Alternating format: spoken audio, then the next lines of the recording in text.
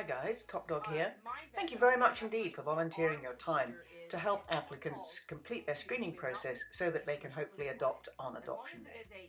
We will have up to 300 dogs and sometimes 2,500 people come to the events.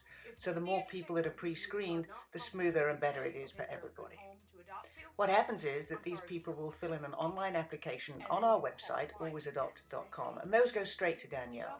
She will then assign them to you, and you will have 4 forms to fill out, simple forms: a vet reference, a personal reference, an interview with the applicant, and then some comments. So here's Danielle, and thank you very much indeed.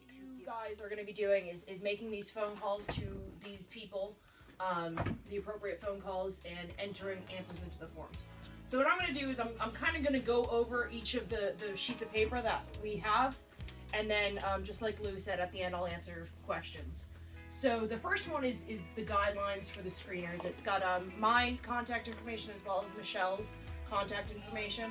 Basic with the interviews is, be respectful and understanding, because some people do consider this a little bit intrusive in how we like to do it. You will all find your own way.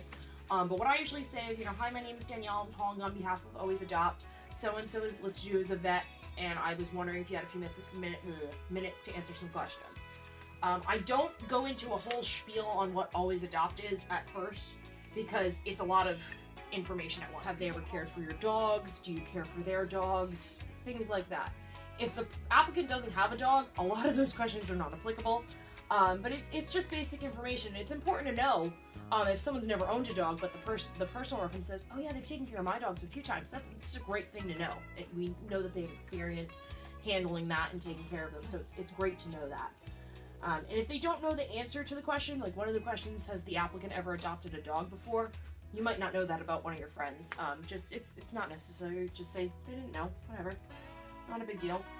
And again, with leaving the message, I usually say to call me back at their convenience and let me know when a good time is. Some of these are repeats, I apologize.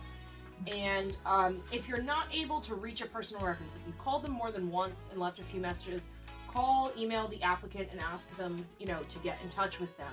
If they still are not getting in touch with you, ask for another reference.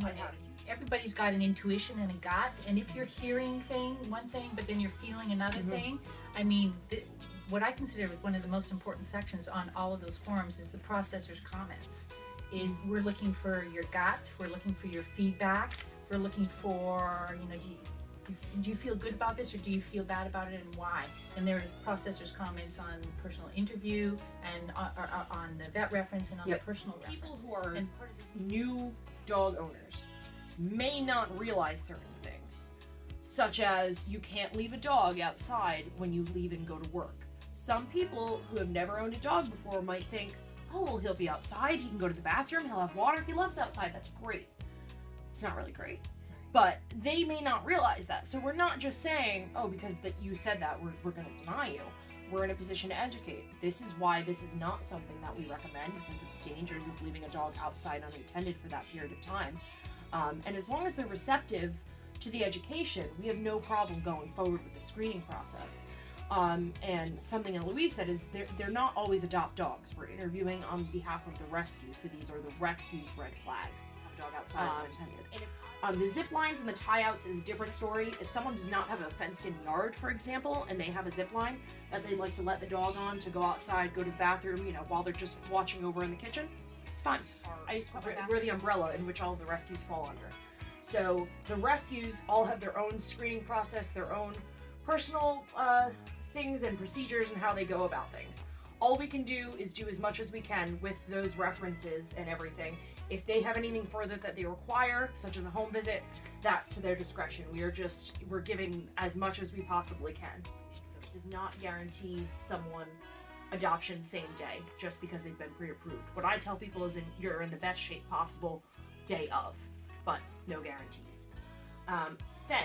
Fence is not a requirement for any of the rescues, and few dogs, if they're a flight risk or high energy or puppies, they will need a fenced-in yard, but again, that all goes to the rescues. When we do these generic approvals, it's not for a specific dog, so we don't, we just have to note everything. We're not saying yay or nay. It's just making a note. Kind of like Walmart on Black Friday, and it can be very overwhelming. So I like to just tell everybody exactly how it's going to go. And once you have been pre-screened, you'll get a letter from Michelle.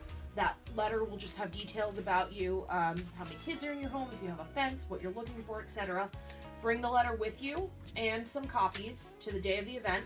And because for this event, something that we're doing, because you've completed the pre-screening process, you have exclusive access to the event at 10 a.m. Genius. Yeah, that was Bethany, right, Hickey? Everyone else is not coming until 11, so that was a fantastic idea. So when you arrive, just come and show someone your approval letter and they'll give you access. And if you don't bring the letter, see the help desk, because we're going to have, Michelle always brings copies. Once you get in, you're going to see a lot of dogs, and it's overwhelming. Every dog has a handler. The handler will be able to give you more information about the specific dog and which rescue they're from. If you are interested in that dog, you'll go to the rescue, and then from there, you may have to fill out another application with them, or they may take your approval letter and get some extra information. And then the adoption of the dogs are to the discretion of the rescue that they come from. So being pre-screened does not guarantee that you will leave with a dog that day. I mentioned that before. Some rescues have additional requirements. And then another important thing that people had started asking me last time is most rescues take cash payments and deposits, so plan accordingly. So a few people started asking me,